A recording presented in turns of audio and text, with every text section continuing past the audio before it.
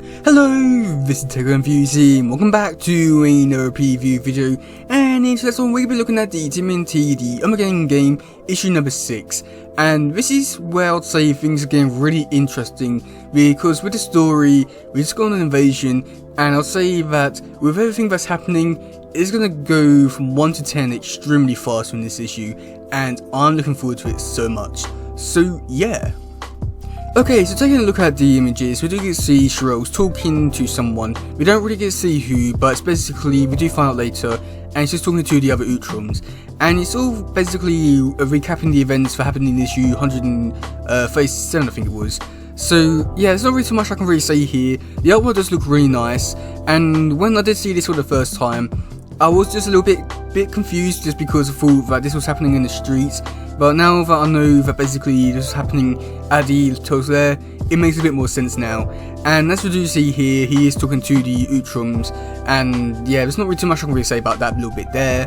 But then going into the next bit, we do get to see that he is talking a bit more about the heroes and stuff like that, saying that basically they're trying to defeat them and stuff like that. There's not really too much to really say here. I must admit, there's one thing that I will say that does not make much sense, is when there's one line that that Sherelle goes, that basically says, "We are soldiers, born and bred. We know that one battle, whether won or lost, does not war a make."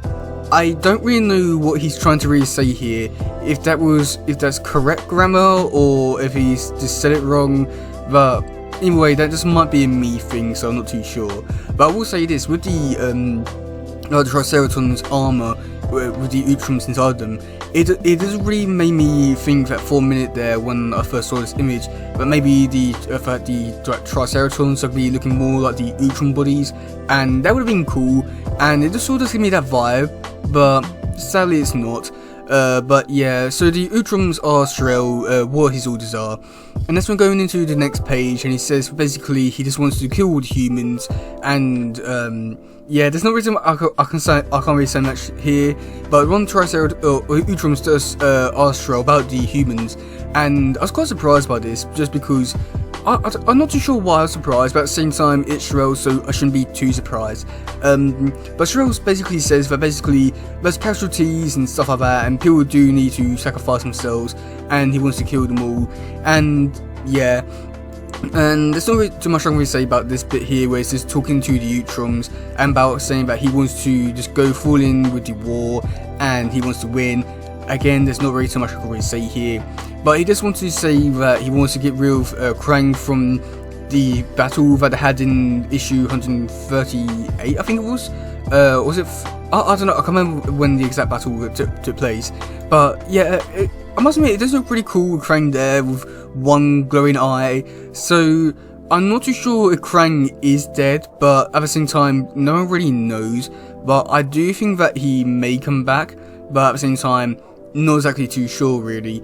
But it does look really cool, just the glowing eye. I won't lie, I do like that glowing eye. It looks so cool. And yeah, so going into the next page, you get to see Detective Lewis and the other EPF member. I can't remember his name all too well, but either way, they're running up to the building, and they're just running from the invasion, and that's when they get onto the top floor where there's more EPF soldiers, and Detective Lewis asks where Backstockman is, and one of the EPF soldiers replies saying that he's in a meeting talking to Madam Knoll about an important business, as we do find out that in the next page, which is right here, that Backstockman, Madam Knoll and Rat King are looking on the screen, seeing the invasion happening, and there's not really too much I can really say about it here, but this artwork does look really cool. Like seeing these people like this and all that. I will say this, Backstockman in a sandwich, I'm not too sure why, but it just looks really weird, and yeah, I think that Backstockman was drawn really weird in this issue so far, but yeah, I don't really know what else to really say about it. It just looks a bit weird with him being drawn that way, and yeah, and then as we see in the next issue, like really here, where he's just eating that sandwich, and what can I really say, he just looks so weird with him eating that sandwich that way. I don't know if it's the angle or the art style, but he just looks really weird in this image. Hopefully that's not just me, but Yeah, I mean, must admit, Racking just look really cool.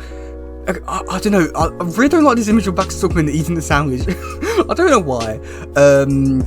But yeah, so going into the description for this issue, it is the end stage begins as the Armageddon game reaches its innocuous climax. The Rat King must take special care to keep his masterful woven tapestry of anarchy from unraveling too quickly, and he proving more and more difficult in the wake of mistakes made by his puissant and impatient puppets. No matter, chaos is the name of the game. Meanwhile, the TMNT have regrouped in the city, and after ready to go on the offensive, and this time they have reinforcements. Will the added strength of the allies, and new and old, be enough to stop Rat King from being an apocalypse, or will they meet their doom in the perilous game? So yeah, it does sound really interesting. I must admit, everything else other than the description makes this issue seems a lot more interesting, but the description for this one, I won't lie, just seems very generic. But yeah, I must admit, like, having Leo coming back in this one is going to be really cool, and I just can't wait to see like certain bits in this issue, such as the Trolls going into Mutant Town and fighting all the bad guys, and I just can't wait for like certain things to happen, or hopefully they do happen, then I can't wait. But yeah, so for this issue we do have 4 covers. So this first one, which was done by Vincent Frederick, I'm pretty sure they are also doing the actual artwork for this issue, and I must admit this artwork just looks really amazing. I just love all the turtles fighting the Triceratons. It looks really amazing. I don't have anything bad to say about this one.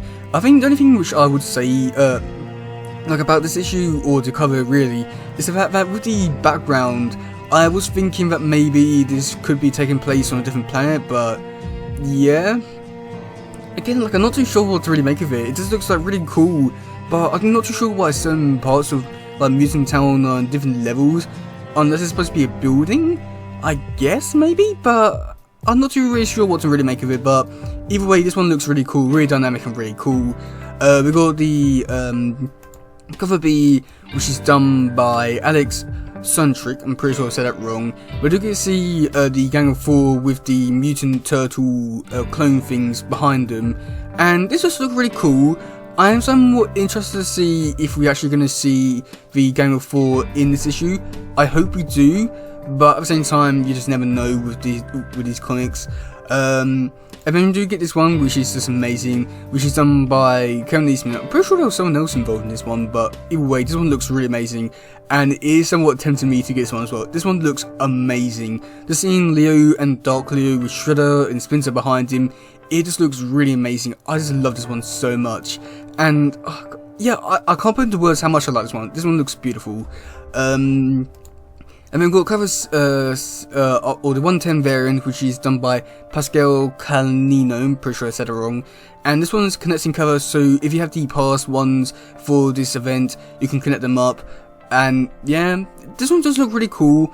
I did say that when actually breaking the description down for this issue, that I didn't really like how Mikey was up in the air and like not the main focus. So yeah, somewhat a bit disappointed by that, but at the same time, the actual artwork looks really amazing. And then we do get this final one, which is done by PJ Katukun. I'm pretty sure I said it wrong, so sorry. Now where's this one being sold? Jozar Collectibles. I don't really know too much about them, so I can't really give too many details about that. But you get to see the turtles on this like game board thing with Rat Count. Oh god. Oh, Jesus. Rat King looking down at the turtles. This one does look really cool and playing into the whole game type thing. I don't really have anything else to really say about this one, but it does look really cool. But oh god, this one here just looks amazing. I must admit, I really want to get this one, but at the same time, I don't want to collect Kevin Eastman ones just because I already collected enough comics. I don't need to start another collection. But this one does look really amazing as well. So yeah, let me know in the comment section below what you think about this issue. Are you looking forward to it? Are you not? And also, what do you think is going to happen in this issue? But yeah, that's going to be it for today, guys. If you do something, please share, like, subscribe, and all stuff. Goodbye, yo. Bye.